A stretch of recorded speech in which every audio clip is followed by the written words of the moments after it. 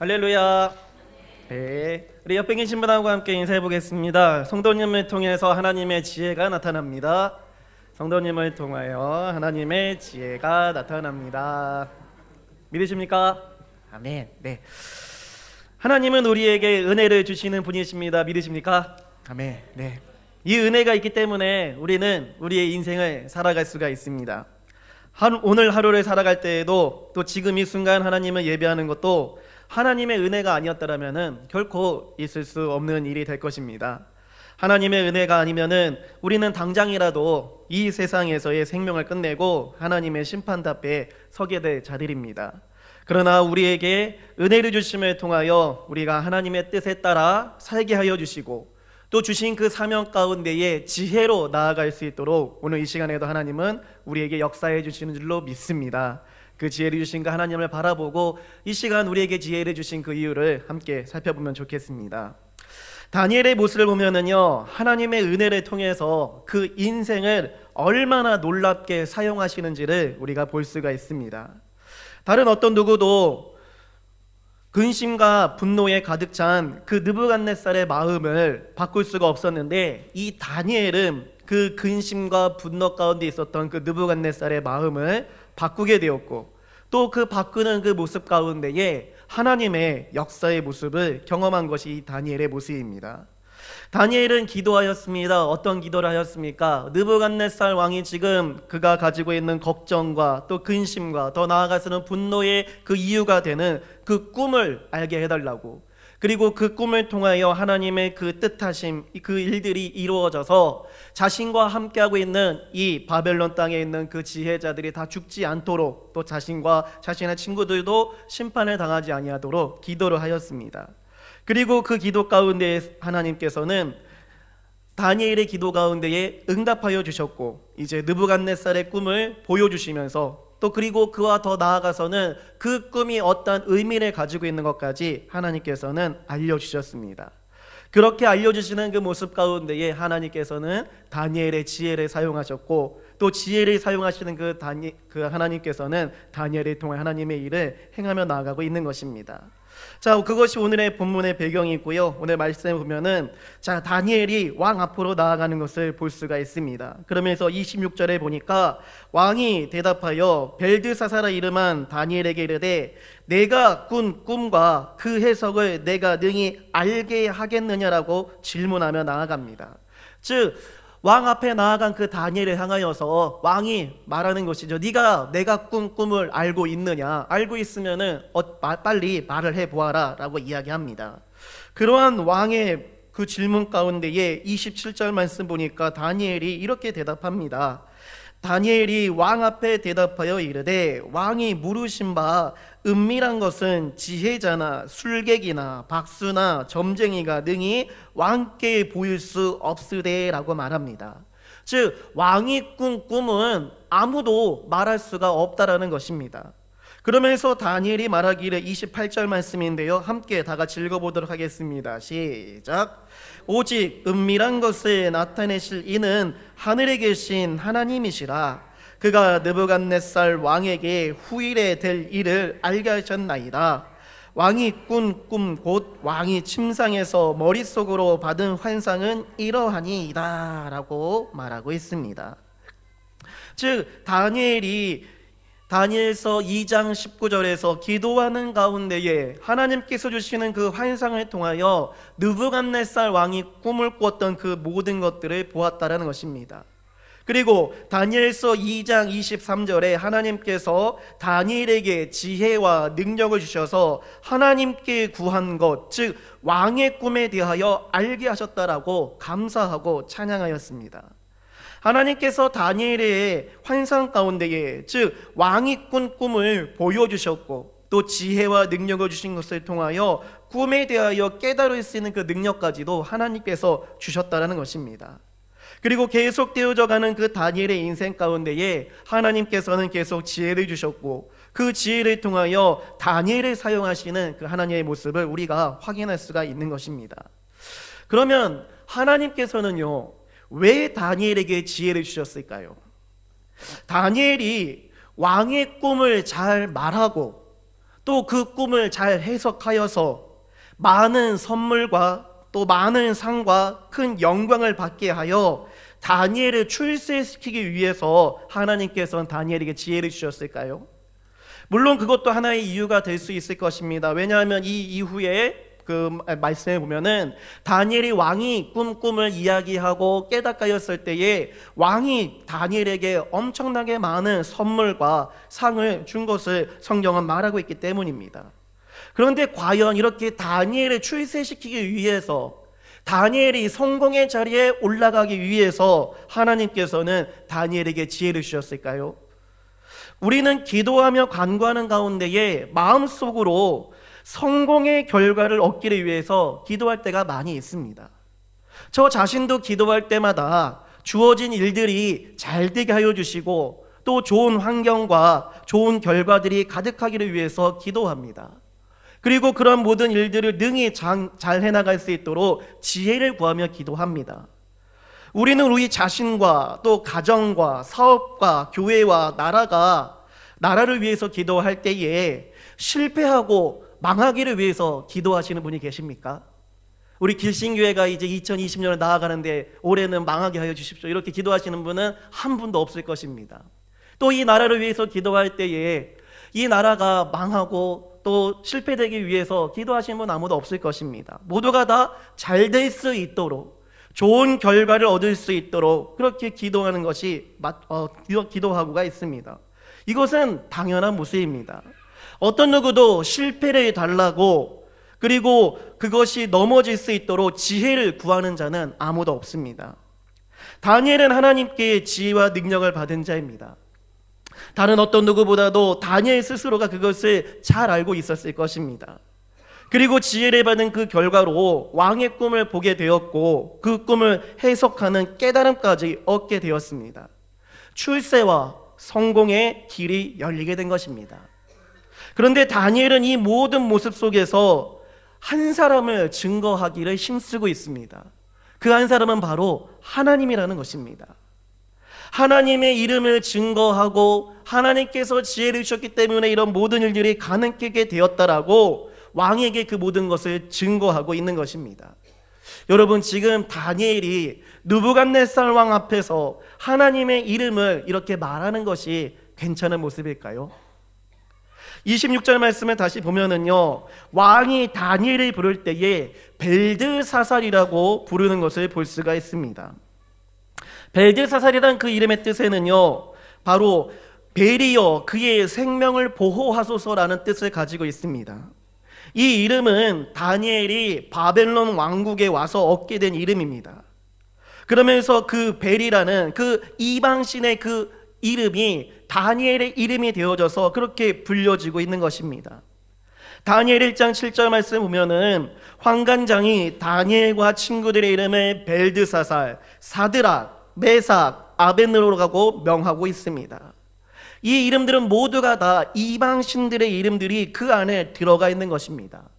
그러면 왜 환관장은 다니엘과 그의 친구들의 이름을 이방신의 이름을 넣어서 바꾸게 하였을까요? 그것은 왕이 그것을 좋아했기 때문입니다. 즉 느부갓네살에게 있어서 이미 그 마음속에는 이방 신들로 가득하여져서 그 신들을 섬기고 있었다는 것입니다. 다니엘도 분명히 이것을 알았을 것입니다. 느부갓네살 왕은 이방 왕이고 이방의 신들을 섬기는 왕이구나, 분명히 알고 있었을 것입니다. 그런데 이방의 신들을 좋아하는 왕, 그리고 그 신들을 섬기기를 힘쓰고 있는 그 왕 앞에서 다니엘이 행하고 있는 그 모습은 하나님의 이름을 증거하고 있다는 것입니다.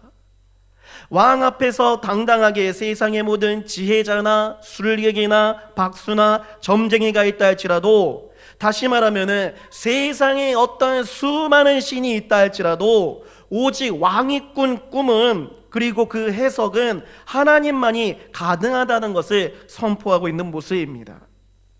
마치 이 모습은요, 우리가 이슬람 성전에 딱 가가지고 그 앞에서 이 세상은 하나님의 것이고 예수님만이 구원자이십니다라고 당당하게 말하는 모습과 같은 것입니다. 어찌 보면은 다니엘이 지금 왕 앞에 가서 이러한 모든 것을 말을 할 때에 굳이 하나님을요 소개하지 않아도 됩니다.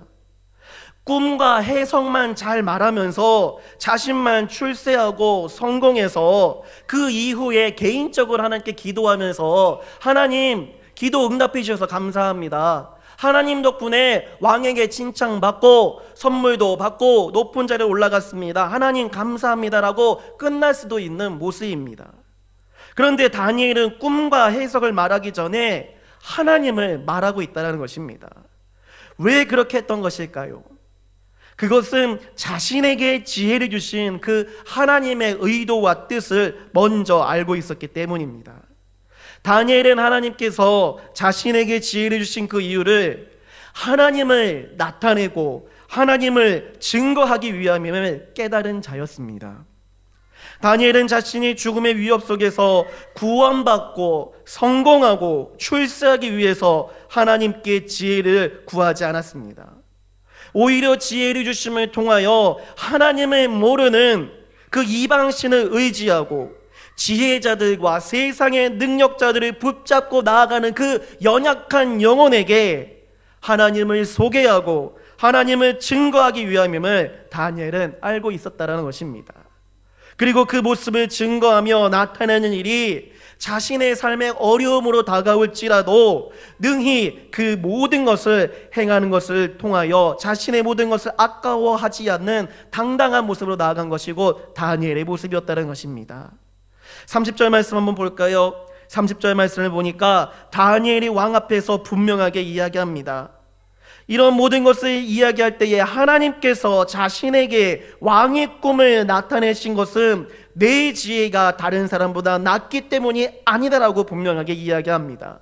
오직 그 해석을 왕에게 알려서 왕이 이해하고 깨달을 수 있도록 하나님께서 자신을 사용했다라고 분명히 말하고 있는 것입니다. 다니엘은 자신이 가진 그 지혜가 자신만의 것이 아님을 알고 있던 자였습니다. 지혜를 나타냄을 통하여 그 지혜의 근원 되시는 그 하나님을 증거하고 나타내는 것이 자신이 가져야 될 역할이고 사명인 것을 다니엘은 알고 있었습니다. 우리는 하나님께서 주시는 그 지혜를 어떻게 사용하며 살아가고 있습니까? 나 자신을 위해서 사용하며 살아가고 있지는 않습니까? 하나님을 모르고 하나님을 무시하는 사람들 앞에서 하나님을 증거하고 보여주기보다는 우리 자신을 더 높여 보여주고 더 잘 나갈 수 있도록 그 지혜를 사용하기를 힘쓰고 있지는 않습니까? 사람들은요, 실패를 두려워하며 살아갑니다. 입시나 취업을 앞두고 어떤 삶의 목적을 향해서 준비하며 나아갈 때에 그 결과가 좋게 나오기를 기대하며 살아가는 것이 우리의 인생의 모습입니다. 그래서 기도할 때에도 실패에 대해서 기도하기보다는 성공을 위해서 지혜를 달라고 구하며 나아갑니다. 그리고 그 결과가 좋게 나와 좋은 대학에 가고 좋은 직장에 가면은 당당하게 주위의 사람들에게 소식을 알리고 자신의 능력을 자랑하게 됩니다. 그 자랑 속에 하나님께 감사하는 마음과 이름은 있지만 그 하나님을 증거하는 모습은 찾기가 힘들다라는 것입니다. 혹여라도 기도의 응답이 이루어지지 않고 그것이 실패의 결과로 나타나게 된다면은 하나님을 보여주는 것조차도 부끄럽게 여길 때가 우리의 모습이라는 것입니다. 그러나 다니엘은 그 이후의 일에 대하여서 어떠한 것도 생각하지 않았습니다. 하나님을 증거해서 자신이 죽더라도 그것 대해서 염려하거나 걱정하지 않았습니다. 다른 이방신들을 열렬히 쫓고 나아가는 그 느부갓네살 앞에서 다니엘은 두려워하지 아니하였다는 것입니다. 꿈을 말하고 그 해석을 말하여 성공하는 것보다는 그 지혜를 주신 그 하나님을 증거하고 나타내는 것을 더 중요하게 여겼고 그 뜻 가운데에 하나님을 나타내기만에 힘쓴 것이 곧 다니엘의 모습이라는 것입니다. 우리가 이 세상을 살아가는 데 있어서 이 세상을 살아가는 가장 큰 이유가 어디에 있겠습니까? 그것은 우리를 통해 하나님을 나타내고 증거하는 사명 가운데에 우리가 이 세상을 살아간다는 사실을 깨달을 때에 이 질문에 정확한 대답을 할 수 있는 것입니다. 우리가 이 세상을 살아가는 그 목표와 목적이 성공과 돈과 명예에 있다라면은 그것을 위해 모든 노력과 힘을 쏟아내야 되는 것이 당연합니다. 그런데 우리의 삶의 목적과 목표가, 아니 더 나아가서 우리를 통해 이루시기를 원하시는 하나님의 뜻이 하나님을 나타내고 보여주는 삶이라고 한다면은 우리는 그러한 삶을 살아가야 된다는 것입니다. 어떠한 상황이 주어졌든지 어떠한 결과가 뻔히 눈에 보이든지 하나님을 나타내고 증거하는 삶의 모습으로 우리는 전진해 나가야 된다는 것입니다. 하나님께서 우리에게 지혜를 주신 그 이유는요, 하나님을 나타내고 보여주기 위해서 우리에게 지혜를 주시는 것입니다. 그래서 구원의 은혜 가운데에 한 사람도 제외됨이 없이 모두가 다 복음을 듣게 하기 위해서 우리에게 지혜를 주시는 것입니다. 다니엘이 하나님의 지혜를 가지고 하나님을 증거하였을 때에 느부갓네살 왕은 누구를 소개받은 것이 되었습니까? 바로 하나님을 소개받은 것이 된 것입니다. 하나님이 누구신지를 깨닫게 된 것입니다. 아무도 자신의 문제를 해결해 줄 수 없는 그 상황 가운데에 진정한 문제의 정답을 하나님을 통해서 얻게 된 것입니다. 다니엘에게 있어서요, 이 느부갓네살 왕은 자신을 포로로 삼고 있는 왕의 모습입니다. 언제든지 자신을 죽일 수 있는 그 위협의 존재입니다. 그런데 다니엘은 느부갓네살 왕을 두려워하지 않았습니다. 다니엘이 느부갓네살 왕을 두려워했다라면은 결코 그 왕 앞에서 하나님의 이름을 말하지 않았을 것입니다. 왕이 듣기를 좋아하는 말만 하였을 것이고, 또 왕에게 인정받기를 더욱더 힘써야 되는 것이 아마 하나님의 이름을 말하지 않는 자의 모습이었을 것입니다. 그런데 참된 지혜의 능력이 하나님께 있고 또 그것을 다니엘에게 주셨다는 것을 깨달았을 때에 다니엘은 그 느부갓네살 왕 앞에서 하나님을 소개하며 하나님을 증거하며 나아갔던 것입니다. 왜냐하면 그 느부갓네살 왕도 모든 권력과 힘과 이방신을 그렇게 열심히 쫓아가는 자도 하나님께 구원받아야 할 불쌍한 영혼임을 다니엘은 알았기 때문입니다. 여러분, 우리 주변에도요, 수많은 악인들이 있습니다. 우리를 힘들게 하고 우리를 어렵게 하고 우리를 눈물나게 하는 자들이 분명히 있습니다.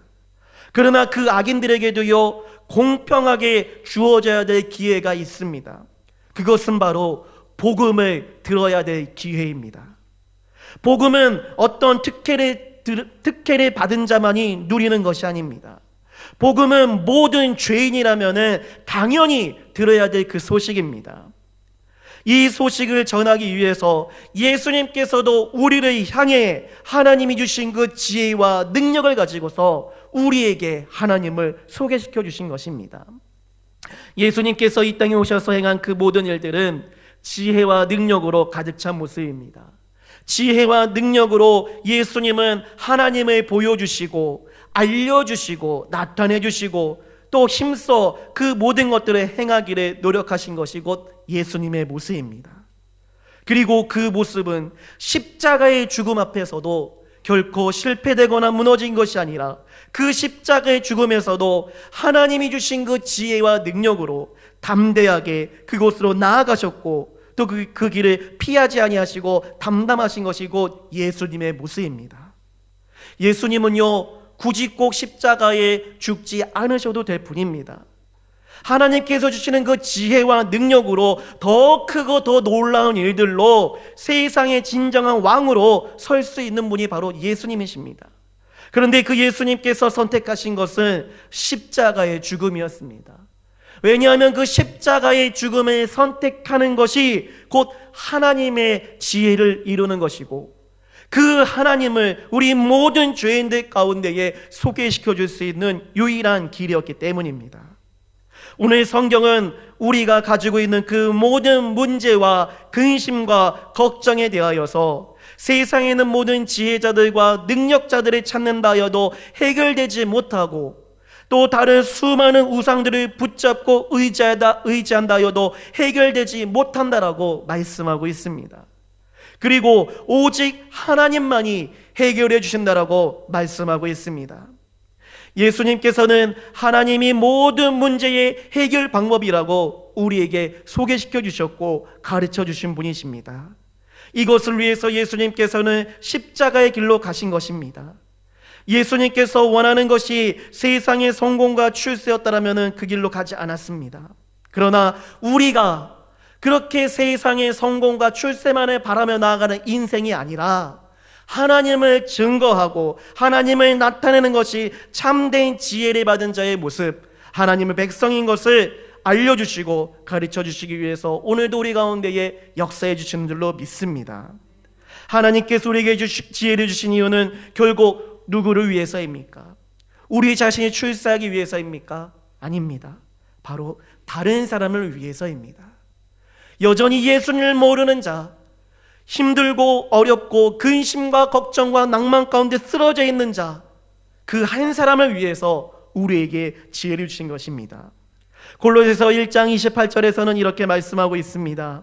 우리가 그를 전파하여 각 사람을 권하고 모든 지혜로 각 사람을 가르침은 각 사람을 그리스도 안에서 완전한 자로 세우려 함이니 라고 말씀하고 있습니다. 하나님께서는 우리가 지혜로운 자가 되기를 원하십니다. 그래서 지혜를 주시고 또 구하는 자마다 더 주신다라고 약속하고 있습니다. 왜 지혜를 가진 지혜로운 자가 되게 하십니까? 그것은 우리를 통해서 하나님을 모르는 사람들에게 하나님의 사랑과 구원의 소식을 전하기를 위하기 때문입니다. 우리에게 주신 그 지혜를 우리 자신의 뜻을 위하여 살아가기를 힘쓰는 자가 되지 않기를 원합니다. 또 지혜를 구할 때에 우리 자신의 편의와 성공을 위해서 구하는 자가 되지 않기를 바랍니다. 다른 사람을 살리기 위해서, 하나님을 나타내고 증거하기 위해서 지혜를 구하고 지혜를 사용하는 자가 되기를 바랍니다. 그래서 그 길이 십자가의 길이 되는 길이 되어서 우리에게 험난한 모습이 될지라도 그래도 그 길을 능히 걸어갈 수 있는 믿음의 자세를 갖는 우리의 모습이 되기를 원합니다. 그래서 우리 자신이 죽어서라도 내 옆에 있는 한 사람이 살 수 있고, 우리 자신이 죽어서라도 우리 가족이 살 수 있다면 능히 우리 주님의 이름을 증거하며 그 길로 힘써 나아가기를 결단하며 나아가는 우리 모습이 되기를 원합니다. 그렇게 결단하며 나아가게 될 때에 우리에게 더 큰 지혜를 주시고, 그리고 우리에게 더 많은 은혜의 복을 허락하여 주시는 주님의 그 모습이 우리의 삶 가운데에, 우리의 모습 속에서 충만하게 임하기를 주님의 이름으로 소원합니다. 기도하겠습니다.